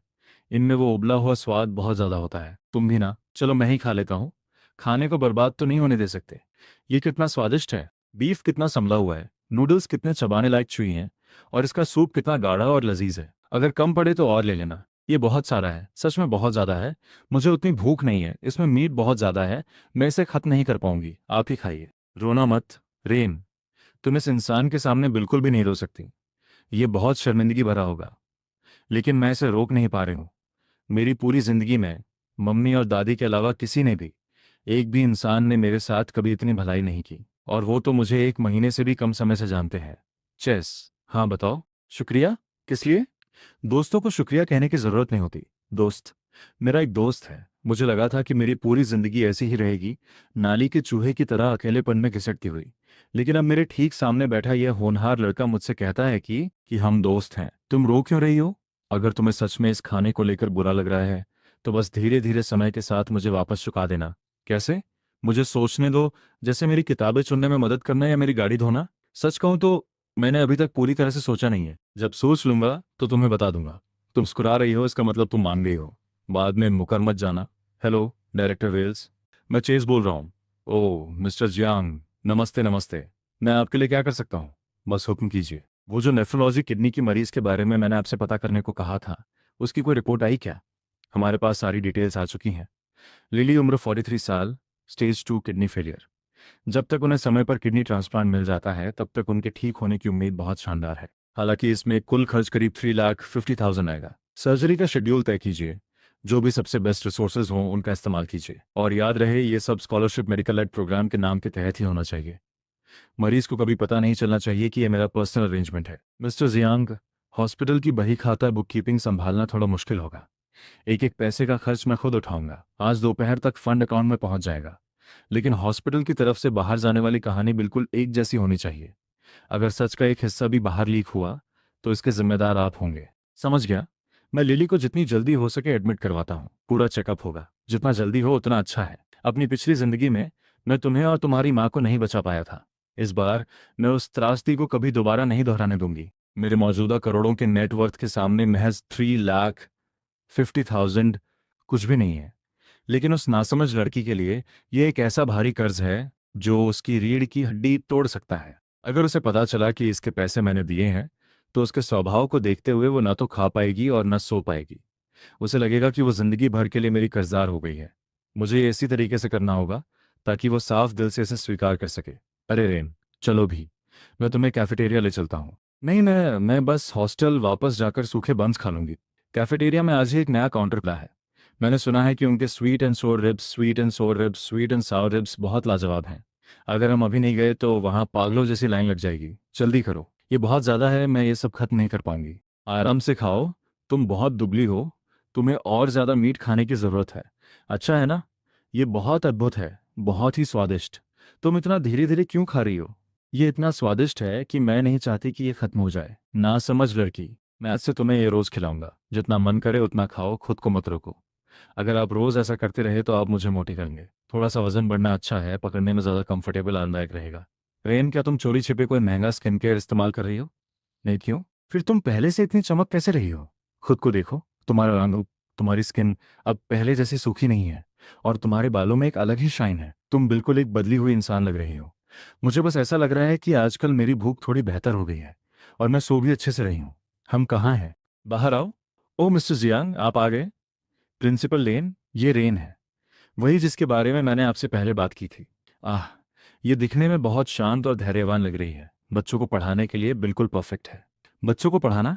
रेन, बात असल में ये है, हमारे सेंटर को एलिमेंट्री मैथ्स और इंग्लिश के लिए एक ट्यूटर की ज़रूरत है, जिसके लिए हर दोपहर 4 से 6 बजे का समय रहेगा। और इससे तुम्हारी क्लासेस में भी कोई रुकावट नहीं आएगी, क्योंकि इसमें 50 युआन प्रति घंटे के हिसाब से पेमेंट मिलेगी। यानी 2 घंटे के 100 युआन और महीने के पूरे 3,000 युआन बनते हैं, जो सड़क पर ढूंढे जाने वाले बर्तन धोने या किसी भी छोटे मोटे काम से कई गुना ज्यादा है। इसलिए क्या तुम सच में ये काम कर सकती हो? तब उन्होंने मुझसे पूछा कि नेशनल एग्जाम में तुम्हारा टोटल स्कोर क्या था। मैंने धीरे से जवाब दिया, 712। ये सुनते ही उनके चेहरे पर मुस्कान आ गई और उन्होंने कहा, शीजियांग यूनिवर्सिटी के बिजनेस एडमिनिस्ट्रेशन प्रोग्राम का एक टॉप स्टूडेंट जिसने 700 से ज़्यादा नंबर लाए हों, अगर वह एलिमेंट्री स्कूल के बच्चों को पढ़ाएगा तो ये तो ज़रूरत से भी ज़्यादा है। तुम इसके लिए पूरी तरह काबिल हो, इसलिए अगले मंडे से शुरू करो। मैंने भावुक होकर उनका शुक्रिया अदा किया, लेकिन उन्होंने मुस्कुराकर कहा, मेरा शुक्रिया मत करो। तुमने ये नौकरी अपने 712 स्कोर और अपनी काबिलियत के दम पर पाई है। मैंने तो बस तुम्हें रास्ता दिखाया है। उनकी बात मेरे दिल को छू गई। फिर मैंने चेस से पूछा, तुम मेरे साथ इतने अच्छे क्यों हो? उसने बिना एक पल सोचे जवाब दिया, क्योंकि तुम इसके काबिल हो। और चलो, अब मैं तुम्हें छोड़ देता हूँ क्योंकि कल तुम्हारी क्लास है। उसकी बात सुनकर जाने क्यों दिल को सुकून मिला। इसके बाद मैंने तुरंत अपनी माँ को फ़ोन किया और खुशी से कहा, माँ, मुझे पैसे मिलने लगे हैं। मैं एलिमेंट्री स्कूल के बच्चों को पढ़ा रही हूँ और महीने के 800 मिलेंगे। अब मैं आपको पैसे भेज सकती हूँ। माँ हल्का सा हंसते हुए बोली, पगली लड़की, माँ के पास पैसे हैं। तुम कॉलेज में अच्छा खाना खाओ और अपने ऊपर बिल्कुल कंजूसी मत करना।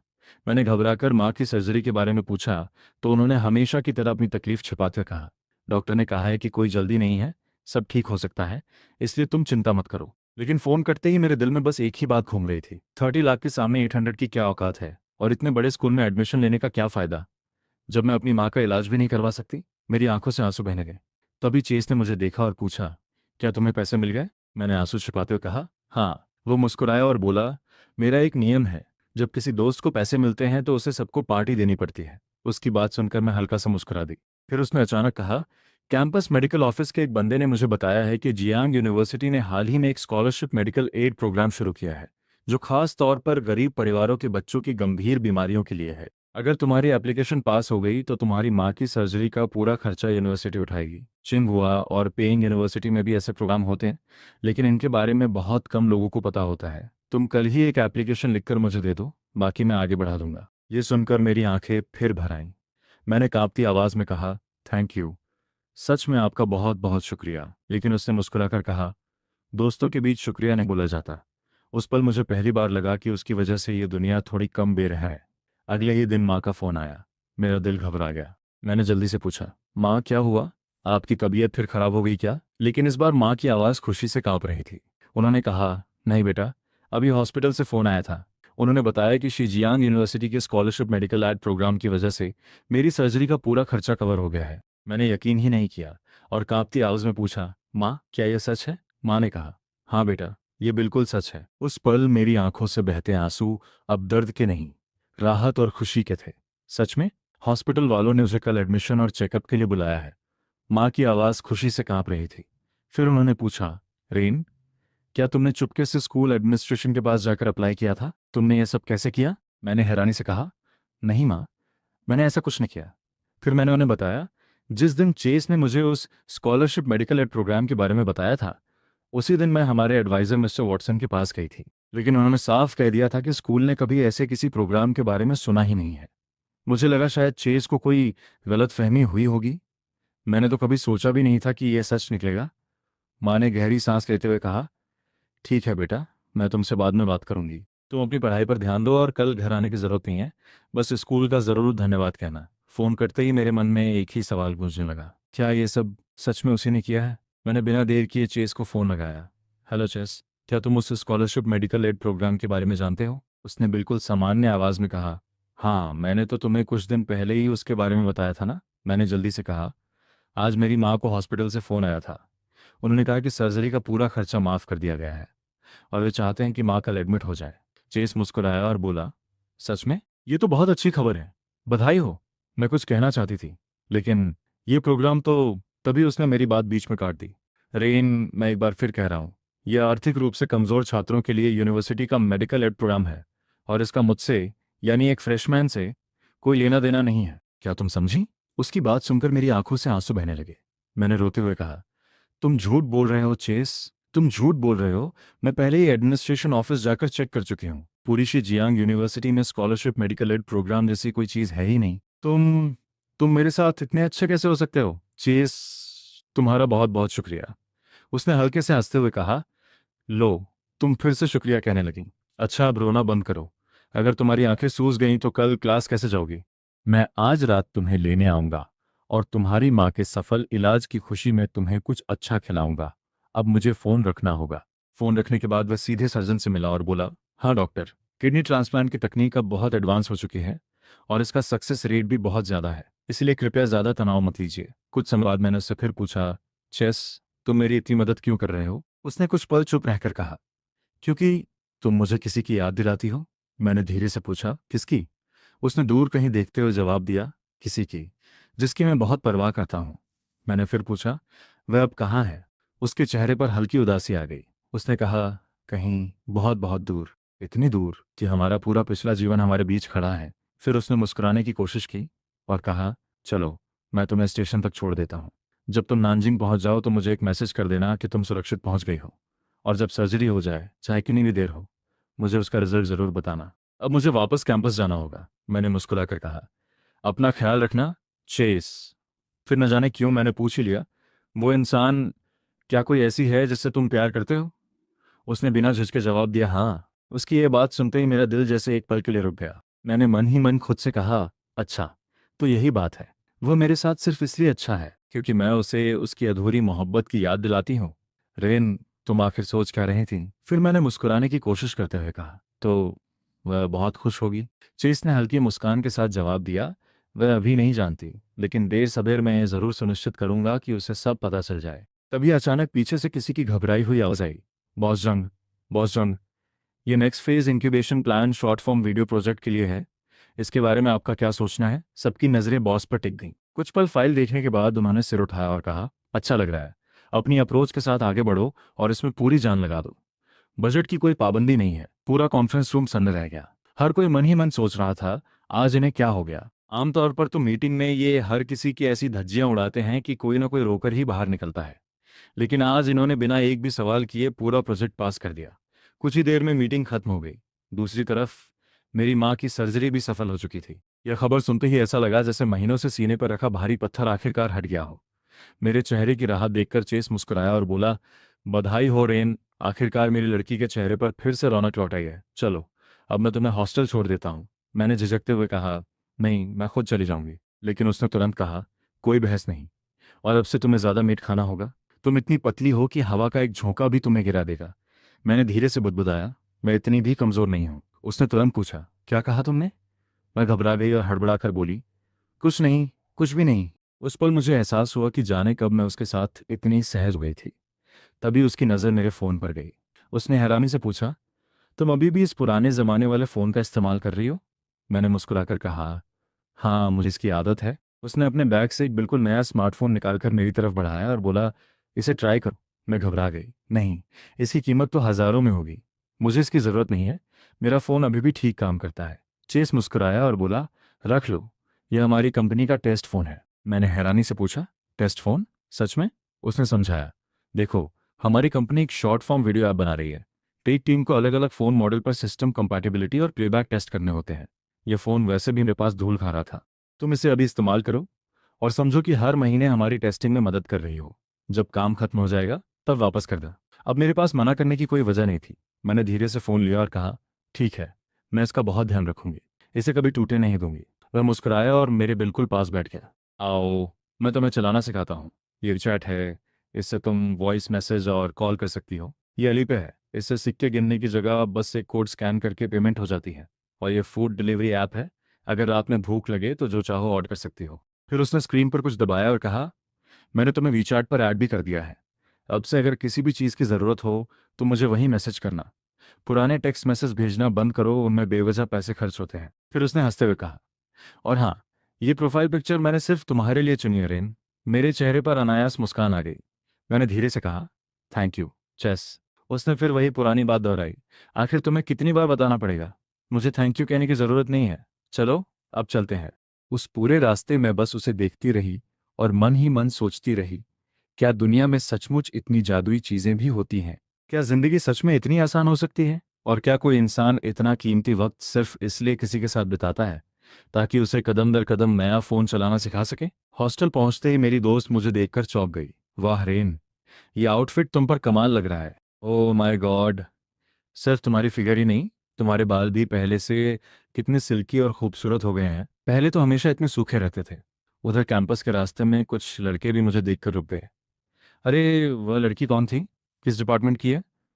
मैंने उसे पहले कभी नहीं देखा। वह बहुत खूबसूरत है और उसका वाइब तो बिल्कुल अलग है। वह किसी के पहले प्यार जैसी लगती है। जल्दी जाओ, उसका नंबर लेकर आओ। यह सब सुनकर मैं अंदर ही अंदर घबरा गई। आज हर कोई मुझे ही क्यों देख रहा है? तभी एक लंबा सा लड़का मेरे सामने आकर रुका। उसने मुस्कुराते हुए कहा, हाय, एक्सक्यूज़ मी, क्या मैं आपकी थोड़ी मदद कर सकता हूँ? मैं डेरेक हूँ, फॉरेन लैंग्वेजेस डिपार्टमेंट का सोफोमोर। मैंने आपको अभी कैफेटेरिया के पास देखा था। आपका वाइब बहुत अलग लगा, इसलिए सोचा कि खुद आकर अपना इंट्रोडक्शन दे दूं, शायद हम दोस्त बन सकें। मैंने शालीनता से मुस्कुराकर कहा, हाय, मैं रेन हूँ, पब्लिक एडमिनिस्ट्रेशन डिपार्टमेंट से। डेरेक मुस्कुराया, रेन, कितना प्यारा नाम है। इस वीकेंड हमारा डिपार्टमेंट एक इंग्लिश एक्सचेंज इवेंट होस्ट कर रहा है। बहुत से बेहतरीन स्टूडेंट्स आएंगे। अगर आपको अच्छा लगे तो क्या आप भी आना चाहेंगी? मैं कुछ जवाब देती, उससे पहले ही पीछे से एक ठंडी लेकिन बेहद अधिकार भरी आवाज़ गूंजी, वह नहीं आएगी, मैं इंटरेस्टेड नहीं हूँ। मेरे कुछ कहने से पहले ही पीछे से चेस की शांत लेकिन सख्त आवाज़ आई। लड़के ने हैरानी से पूछा, और आप कौन हैं? चेस बिना झिझके बोला, मैं इसका दोस्त हूँ और इस वीकेंड इसके पहले से कुछ प्लान्स हैं। लड़का हल्का सा मुस्कुराया और बोला, ओह, समझ गया, ठीक है, परेशान करने के लिए माफ़ कीजिए। इतना कहकर वह वहाँ से चला गया। मैंने राहत की सांस ली और धीरे से कहा, थैंक यू चेस। उसने मुस्कुराकर कहा, कोई बात नहीं, लेकिन आगे से अगर कोई भी आवारा लड़का तुम्हारे आसपास मंडराए तो बस उनसे कह देना कि तुम मेरी गर्लफ्रेंड हो। मैं झेप गई। और तुरंत बोली, लेकिन मैं तुम्हारी गर्लफ्रेंड नहीं हूँ। चेस हंस पड़ा। पगली लड़की। सच नहीं, सिर्फ नाटक करना, उन्हें डराकर भगाने के लिए मुझे एक ढाल की तरह इस्तेमाल करना। तुम्हें इतनी सी बात भी समझ नहीं आती? मैंने कुछ नहीं कहा, लेकिन दिल के अंदर अजीब सा तूफान उठ चुका था। उसकी गर्लफ्रेंड होने का नाटक? मैं जानती हूँ कि वह सिर्फ मजाक कर रहा है, सिर्फ मेरी मदद करना चाहता है। फिर भी मेरा दिल इतनी तेजी से क्यों धड़क रहा है? मुझे एक साथ खुशी भी क्यों हो रही है, और हल्की सी उदासी भी? चेस ने मेरी तरफ देखा और मुस्कुरा कहा, चलो, अब मैं तुम्हें वापस छोड़ रहा हूँ। उसी समय कहीं दूर कोई मन ही मन सोच रहा था, इतने समय तक खुद को दूर रखने के बाद आखिरकार तुम खुद को रोक नहीं पाए। तभी चेस का फोन बजा। स्क्रीन पर नाम था मेलोडी। उसने कॉल उठाई। दूसरी तरफ से आवाज आई, हेलो चेस, मैं हूँ, कैसे हो, आजकल ठीक हो ना? चेस ने बिल्कुल सपाट लहजे में कहा, हाँ, ठीक हूँ, बोलो, क्या बात है? मेलोडी हल्का सा मुस्कुराई, कुछ नहीं। क्या मैं तुम्हें यूं ही फ़ोन नहीं कर सकती? पहले तो हम रोज़ बात करते थे, चेस ने ठंडे स्वर में कहा। मेलोडी, मैं अभी व्यस्त हूँ। वो चौंक गई। तुमने अभी मुझे क्या बुलाया? मेलोडी, तुम तो हमेशा मुझे मेरे निकनेम से बुलाते थे। चेस की आवाज़ पहले से भी ज़्यादा ठंडी हो गई। वह पहले की बात थी। अगर कोई और ज़रूरी बात नहीं है तो मैं फ़ोन रख रहा हूँ, मुझे काम है। मेलोडी घबरा गई। रुको चेस, प्लीज़ फ़ोन मत काटो, मुझे तुमसे कुछ पूछना है। चेस ने गहरी सांस लेकर कहा, पूछो। उसने हिम्मत जुटाकर पूछा, जब तुमने चिंगहुआ और पेकिंग यूनिवर्सिटी जैसी यूनिवर्सिटीज छोड़कर बिना पीछे देखे शीजियांग यूनिवर्सिटी चुनी थी, क्या वह मेरे लिए था? कुछ पल की खामोशी के बाद चेस ने साफ शब्दों में कहा, नहीं। मेलोडी की आवाज़ कांप गई। यह है, यह असंभव है, मुझ तुम पर यकीन नहीं है। तुम चिंगहुआ या पेकिंग जा सकते थे, अगर वह मेरे लिए नहीं था तो फिर किसके लिए था? चेस ने शांत लेकिन दृढ़ आवाज में जवाब दिया, अपने लिए। मेलोडी, जो बीत गया उसे बीत जाने दो। मैं भी बहुत अच्छा हूँ, और उम्मीद करता हूँ कि तुम भी अच्छी होगी। अब दोबारा मुझे फ़ोन मत करना। चेस, मेरी बात तो सुनो। लेकिन उससे पहले ही कॉल कट चुकी थी। दूसरी तरफ सिर्फ सन्नाटा रह गया। उधर हॉस्टल में मेरी दोस्त ने मुस्कुराकर पूछा, रेन, चलो ना, आज लंच में कैफेटेरिया नंबर 2 चलते हैं। मैंने सुना है वहाँ के क्ले पॉट रिब्स कमल के होते हैं। मैंने मुस्कुराकर कहा, हाँ, चलते हैं। रास्ते में उसने अचानक पूछा, रेन, क्या तुमने कभी सोचा है कि भविष्य में क्या करना चाहती हो? मैं कुछ पल चुप रही, फिर धीरे से बोली, मैं बहुत सारे पैसे कमाना चाहती हूँ। इतने कि माँ का इलाज करा सकूं, माँ और दादी को एक अच्छी जिंदगी दे सकूं, ताकि उन्हें कुछ युआन के लिए कचरा ना उठाना पड़े, और सिर्फ जिंदा रहने के लिए खुद को मौत के मुंह में न धकेलना पड़े। मेरी आवाज़ भर्रा गई। फिर मैंने चेस की तरफ देखा और पूछा, और तुम कैसी जिंदगी चाहते हो? चेस हल्का सा मुस्कुराया, लेकिन उसकी मुस्कान में दर्द छिपा था। जब से मुझे होश आया है, मेरा सिर्फ एक ही लक्ष्य रहा है, कर्ज चुकाना, पैसे कमाना और अपने परिवार को जिंदा रखना। जहां तक खुद के लिए कुछ चाहने की बात है, मैंने कभी उसकी उम्मीद करने की हिम्मत ही नहीं की, यहां तक कि उसके बारे में सपने देखने की भी नहीं। मैं कुछ कह नहीं पाई, बस धीमे से बोली, मुझे नहीं पता। चेस ने मेरी तरफ देखा और बेहद नरम आवाज में कहा, तो रेन, आज, अभी, इसी पल से इसके बारे में सोचना शुरू करो। और एक बात हमेशा याद रखना, तुम्हारी जिंदगी सिर्फ दूसरों के लिए जीने के लिए नहीं बनी है। तुम इस दुनिया से और इसमें रहने वाले हर इंसान से अच्छा व्यवहार पाने की हकदार हो। उसकी बातें सुनकर मेरी आंखें नम हो गईं। मैंने कांपती आवाज में पूछा, चेस, तुम मेरे साथ इतने अच्छे क्यों हो? आखिर क्यों? चेस ने कुछ नहीं कहा, लेकिन उसके दिल में बड़े शब्द गूंज रहे थे। क्योंकि पिछले जीवन में मैंने तुम्हें अपनी आंखों के सामने सड़क किनारे दम तोड़ते देखा था। मैं तुम्हारी जिंदगी का कर्जदार हूं, क्योंकि मैं तुम्हारे सबसे बेबस और सबसे दर्दनाक अंत का गवाह रहा हूं। और क्योंकि मैं तुमसे प्यार करता हूं। चीज के दिल की आवाज जैसे पहली बार शब्दों में बदल रही थी, बहुत पहले से। और इस पिछले जीवन में मैं तुम्हें बचाने की हर उम्मीद खत्म हो जाने के बाद भी तुमसे प्यार करने लगा था, क्योंकि तुम्हारी मुस्कान बहुत खूबसूरत है, और मैं उसे बार बार देखना चाहता हूँ। तुम्हारी मुस्कान सच में बहुत खूबसूरत है, और मैं चाहता हूँ कि तुम हमेशा मुस्कुराती रहो। कड़कड़ाती ठंड के उस मौसम में ये मेरी जिंदगी की सबसे गर्म, सबसे सुकून देने वाली और सबसे छू लेने वाली बात थी। मेरी आंखें भर आईं, और मैं बस इतना ही कह पाई, चेस, मैं सच में तुम्हारी बहुत शुक्रगुजार हूँ। उधर अस्पताल में माँ ने भावुक होकर चेस का हाथ पकड़ लिया और कहा, बेटा, अगर तुम नहीं होते तो हमारी रेन का क्या होता? सच कहूँ तो तुमने उसके लिए जो कुछ भी किया है, उसका बदला मैं जिंदगी भर भी नहीं चुका सकती। चेस ने तुरंत विनम्रता से कहा, आंटी, प्लीज, इतनी औपचारिक मत बनिए। रेन मेरी दोस्त है, और उसकी परेशानियां मेरी परेशानियां हैं। अभी आपका सिर्फ एक ही काम है, अपना ख्याल रखना और जल्दी से ठीक हो जाना। लेकिन माँ मन ही मन मुस्कुरा दी। आंटी इतनी भी भोली नहीं है। कोई लड़का जिसका किसी लड़की से कोई खून का रिश्ता न हो, अगर उसके लिए अपना सब कुछ दांव पर लगा दे, तो उसे सिर्फ दोस्ती जैसे दो छोटे शब्दों में नहीं बांधा जा सकता। हॉस्टल लौटने के बाद मैंने झिझकते हुए कहा, चेस, माँ कह रही थी कि तुमने मेरे लिए बहुत कुछ किया है, और उन्होंने ये भी कहा कि शायद। चेस ने मुस्कुराकर बीच में ही पूछा, शायद क्या? रिन, बताओ, तुम्हारी माँ को क्या लगता है कि मैं क्या हो सकता हूँ? मेरा चेहरा शर्म से लाल हो गया। मैंने नजरें झुकाकर धीरे से कहा, शायद तुम मुझे पसंद करते हो। कुछ पल के लिए खामोशी छा गई, लेकिन चेस ने उस सवाल का सीधा जवाब नहीं दिया। उसने बस मेरे कंधे पर जैकेट ठीक करते हुए कहा, बाहर बहुत ठंड है, कहीं तुम्हें ठंड ना लग जाए। उसने ना हाँ कहा, न ना। और शायद वही खामोशी मेरे दिल की धड़कन और बढ़ा गई। मैंने मुस्कुराकर कहा, चेस, तुम्हें भी वापस जाकर जल्दी आराम करना चाहिए, और गाड़ी ध्यान से चलाना। और मेरे लिए जो कुछ भी किया है उसके लिए फिर से शुक्रिया। उस रात मैंने अपनी डायरी में लिखा, आज उसने मुझसे कहा कि मेरी मुस्कान खूबसूरत है, और अब मेरा मन करता है कि मैं और मुस्कुराऊं। लेकिन अजीब बात है, जब वह आसपास नहीं होता तो मुझसे मुस्कुराया ही नहीं जाता। संयोग से चेस की नज़र उस डायरी पर पड़ी। वह हल्का सा मुस्कुराया और मन ही मन बोला, पगली लड़की, किसी से प्यार करने का इजहार भी कितनी मासूमियत और कितनी सावधानी से करती है। अगले दिन ट्यूशन खत्म होने पर मैंने उसे फिर वहीं खड़ा पाया।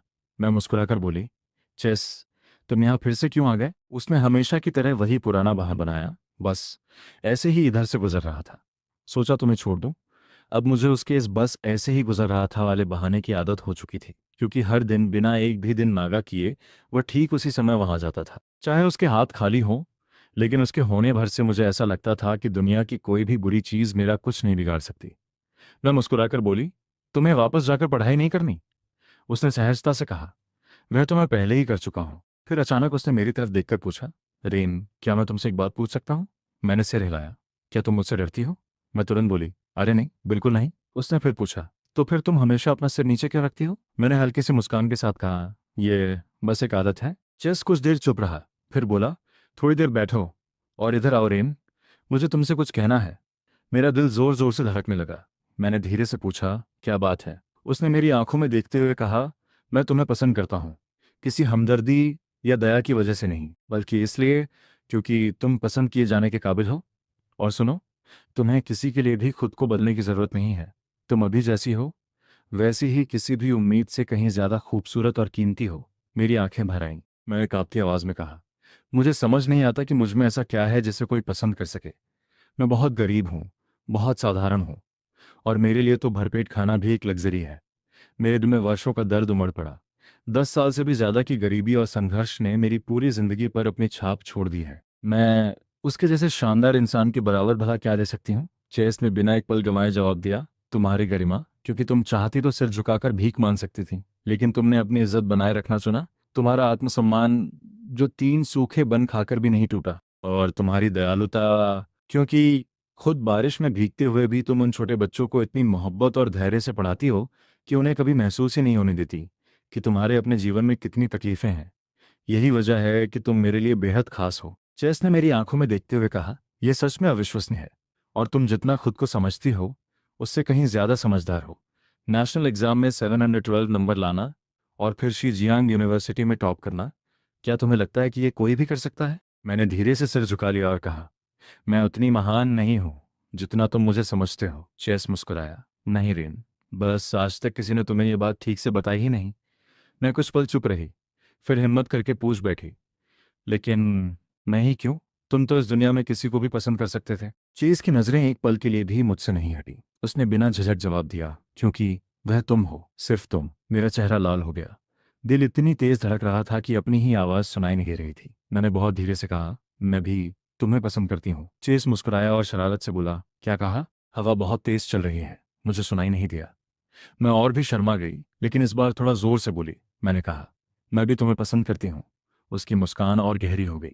उसने मेरा हाथ थामते हुए कहा, तो फिर इसी पल से तुम मेरी गर्लफ्रेंड हो? उसी समय ऑफिस में किसी कर्मचारी ने चेस को लगातार मुस्कुराते हुए देखा और मजाक में पूछा, बॉस जंग, कौन सी $1 बिलियन की डील देख रहे हैं? आज तो आप किसी दीवाने आशिक की तरफ मुस्कुरा रहे हैं। चेस हल्का सा हंसा और बोला, कुछ नहीं, बस मुझे एक मदद चाहिए। सामने वाले कहा, जी बताइए। चेस बोला, हंगजो के अम्यूजमेंट पार्क से बात करो। मुझे अगले शनिवार दोपहर के लिए पूरा पार्क किराए पर चाहिए। वह हैरान रह गया, पूरा अम्यूजमेंट पार्क? चेस ने शांत स्वर में कहा, हाँ, सिर्फ आधे दिन के लिए, और बजट की कोई लिमिट नहीं है। साथ ही प्रांत की सबसे बेहतरीन कस्टम आतिशबाजी टीम ढूंढो। जो रात के आसमान में नाम लिख सके। सिर्फ टॉप टीयर टीम चाहिए। तभी नीना मुस्कुराते हुए बोली, ओह, तो ये सब हमारी होने वाली बॉस लेडी रेन के लिए है, क्योंकि उनका 90वां जन्मदिन आने वाला है ना? उसने आंख मारते हुए कहा, ये काम मुझ पर छोड़ दीजिए। मैं ऐसी फायरवर्क टीम को जानती हूँ जो सच में कमाल कर देगी। चेस ने मुस्कुराकर कहा, थैंक यू नीना। नीना ने फिर पूछा, चेस, तुम इस लड़की को लेकर सच में बहुत सीरियस हो ना? क्योंकि ये सब किसी आम डेट से कहीं बढ़कर है। चेस ने बिना सोचे जवाब दिया, ये सोने से भी ज्यादा खरा सच है। कुछ देर बाद फोन पर किसी कहा, क्या सारी बुकिंग कंफर्म हो गई? दूसरी तरफ से जवाब आया, जी हाँ बॉस जंग, सब कंफर्म है। फायरवर्क टीम का लीडर बोला, हैप्पी 19 बर्थडे रेन। ये शब्द रात के आसमान में 3 बार चमकेंगे। एक बार फिर समय और जगह कंफर्म कर लेते हैं। कल शाम एम्यूजमेंट पार्क के दक्षिण पूर्वी कोने पर सेटअप लगेगा और ठीक 7:30 बजे शो शुरू होगा। आप बिल्कुल चिंता मत कीजिए, मैं गारंटी देता हूं कि ये पूरे साल का हंगजो का सबसे रोमांटिक फायरवर्क शो होगा। चेस ने मनी मन सोचा, अब सब तैयार है रेन, अपने 19वें जन्मदिन के लिए तैयार हो जाओ। और तुम्हारे गिफ्ट के लिए मैंने हांगजो की लगभग हर जेम शॉप छान मारी है। मुझे पूरा यकीन है तुम्हें ये बहुत पसंद आएगा। अगले दिन कार में चेस ने मुस्कुराकर पूछा, जाग गई? तुम आज बहुत अच्छी लग रही हो। सीट बेल्ट लगा लो और रिलैक्स करो। ये कोई एग्जाम नहीं है, इतनी टेंशन क्यों ले रही हो? मैंने धीरे से कहा, मुझे घबराहट हो रही है। बहुत समय हो गया दादी को देखे, पता नहीं वे कैसी होंगी। चेस ने सुकून भरी आवाज में कहा, दादी बिल्कुल ठीक है। मैंने पिछले हफ्ते ही उनसे फ़ोन पर बात की थी। उन्होंने कहा कि तुम स्कूल में अपना ध्यान रखना और घर की बिल्कुल चिंता मत करना। और तुम्हारी माँ की फॉलोअप रिपोर्ट्स भी पूरी तरह क्लियर हैं। मैं हैरानी से उसकी तरफ देखने लगी। तुमने पिछले हफ्ते दादी को फ़ोन किया था? वह मुस्कुराया, हाँ, हर हफ्ते किसी न किसी को तो उन्हें तुम्हारे बारे में अपडेट देना ही होता है। मेरी आंखें फिर भर आईं। चेस, तुम्हारा शुक्रिया, उसने तुरंत टोका। फिर से शुक्रिया? एक बार और कहा तो तुम्हारी ट्यूशन की सैलरी काट लूंगा। मैं जोर से हंस पड़ी। तुम्हारे जैसा रौब झाड़ने वाला इंसान मैंने आज तक नहीं देखा। कुछ देर बाद कार रुक गई। चेस बोला, रेन, हम पहुंच गए, चलो उतरते हैं। कार से बाहर निकलते समय जब मैंने उसका हाथ थामा तो पहली बार ऐसा लगा जैसे पूरी दुनिया का सबसे सुरक्षित सहारा मेरे हाथ में है। जैसे अब मुझे किसी चीज से डरने की जरूरत नहीं। घर के अंदर कदम रखते ही मैंने पुकारा, दादी। अगले ही पल दादी ने मुझे बाहों में भर लिया। रेन, मेरी बच्ची। मैं फूट फूट कर रो पड़ी। दादी, मुझे आपकी बहुत याद आ रही थी। दादी ने मेरे आंसू पोंछते हुए कहा, रो मत मेरी प्यारी बच्ची, दादी यही है और बिल्कुल ठीक है। ये दृश्य देखकर चेज की आंखें भी नम हो गईं। उसने मन ही मन कहा, इस जीवन में आखिरकार सब बदल गया। मैं उसके पूरे परिवार को एक साथ सुरक्षित रखने में कामयाब हो गया। दादी ने मुस्कुराकर आवाज दी, चेस बेटा, अंदर आओ। चेस ने सम्मान से कहा, हेलो दादी। दादी हंसते हुए बोली, आओ बेटा, बैठो, तुम भी अब अपने ही हो। तभी माँ रसोई से बाहर आई। दादी, मैंने सारे बर्तन साफ कर दिए। फिर उनकी नज़र मुझ पर पड़ी। रेन, इधर आओ, मैंने हैरानी से पूछा, दादी ये सब क्या है? अगले ही पल दादी, माँ और चेस तीनों एक साथ मुस्कुराकर बोले, हैप्पी 19th बर्थडे रेन। मैं एकदम स्तब्ध रह गई। आज मेरा जन्मदिन? मैं तो खुद यह दिन भूल चुकी थी, लेकिन दादी नहीं भूली, माँ नहीं भूली और चेस भी नहीं भूला। मेरी आंखों से आंसू फिर बह निकले, लेकिन इस बार वे सिर्फ खुशी के आंसू थे। माँ ने प्यार से मेरी प्लेट आगे बढ़ाते हुए कहा, आओ बेटा, पहले खान खाओ। आज का दिन सिर्फ तुम्हारी खुशियों के नाम है। दादी ने प्यार से निवाला उठाया और बोली, पहले मैं अपनी बच्ची को अपने हाथों से खिलाऊंगी। मैंने मुस्कुराकर कहा, दादी मैं खुद खा सकती हूँ। लेकिन दादी कहाँ मानने वाली थी। उन्होंने प्यार से कहा, नहीं, आज अपना मुंह खोलो। मैं हंस पड़ी और बोली, ठीक है दादी। कमरे में मौजूद हर शख्स उस पल को मुस्कुराते हुए देख रहा था। तभी चेस ने आदर से कहा, आंटी, अब हमें निकलना चाहिए। माँ मुस्कुराई और बोली, जाओ, चेस के साथ रहो, घूमो फिरो और खूब मजे करो। और हाँ, आज रात वापस आने की कोई जल्दी नहीं है। कार में बैठते ही मैंने उसकी तरफ देखा और धीरे से कहा, चेस, आज के लिए तुम्हारा बहुत बहुत शुक्रिया। वह हंस पड़ा। आज को मिलाकर यह तीसरी बार है जब तुम मुझे शुक्रिया कह रही हो। मैंने तुरंत कहा, नहीं, ऐसा नहीं है। तभी उसने मेरा हाथ अपने हाथ में ले लिया और बेहद नरमी से बोला, लेकिन रेन, अब से तुम्हारे हर जन्मदिन पर मैं तुम्हारे साथ रहूंगा। मैं हैरान होकर मुस्कुराई। क्यों? उसने मेरी आंखों में देखते हुए कहा, क्योंकि मैं तुम्हारा कर्जदार हूं। मैंने उलझकर पूछा, किस बात का कर्ज? उसने हल्की मुस्कान के साथ जवाब दिया, तुम्हारे उन 18 जन्मदिनों का, जिन पर मैं तुम्हारे साथ नहीं था। मेरी आंखें नम हो गईं। उसने धीरे से कहा, अब मेरा हाथ कसकर पकड़ लो, क्योंकि सबसे खूबसूरत हिस्सा तो अभी शुरू भी नहीं हुआ है। कुछ देर बाद गाड़ी एक विशाल अम्यूजमेंट पार्क के सामने रुकी। मैंने हैरानी से पूछा, चेस, क्या ये अम्यूजमेंट पार्क है? उसने कार का दरवाज़ा खोला, झुककर अपना हाथ मेरी तरफ बढ़ाया और मुस्कुरा कहा, आइए, मेरी राजकुमारी। उसी समय दूसरी तरफ कुछ लड़कियां आपस में बातें कर रही थीं। पिछले हफ्ते हांगजो का अम्यूजमेंट पार्क कितना मजेदार था ना? दूसरी ने कहा। हाँ, इस वीकेंड फिर से चलते हैं। लेकिन तुम इतनी खोई खोई क्यों हो? उसने बस हल्की सी मुस्कान दी। कुछ नहीं। इधर मैं उत्साह से चेस का हाथ पकड़कर बोली, चलो जल्दी अंदर चलते हैं। सबसे पहले हम हॉन्टेड हाउस पहुंचे। अचानक एक डरावना पुतला सामने आया तो मैं चीख पड़ी, चेस देखो। उसने तुरंत मेरा हाथ कसकर पकड़ लिया। डरो मत, मैं यहीं हूँ, आगे चलें? मैंने गहरी सांस लेकर कहा, हाँ। फिर हम पायरेट शिप राइड पर बैठे। राइड ऊपर उठी तो मैंने डर के मारे आंखें बंद कर लीं। मैं नहीं देख सकती, चेस हंसते हुए बोला, ये सब नकली है। रिन, आंखें खोलो। मैंने उसका हाथ और उसकर पकड़ लिया। नकली भी डरावना होता है चेस। वह मेरी घबराहट देखकर मुस्कुरा दिया। कुछ देर बाद मैंने धीरे से कहा, चेस हूँ, मैं बहुत खुश हूँ। यह मेरी जिंदगी का सबसे खुशनुमा दिन है। उसने बिना एक पल गंवाए जवाब दिया, और आगे ऐसे बहुत सारे दिन आएंगे।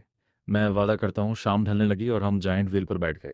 ऊपर पहुंचकर मैंने चमकती हुई पूरी सिटी को देखा और खुशी से कहा, चेस देखो, कितना खूबसूरत नज़ारा है।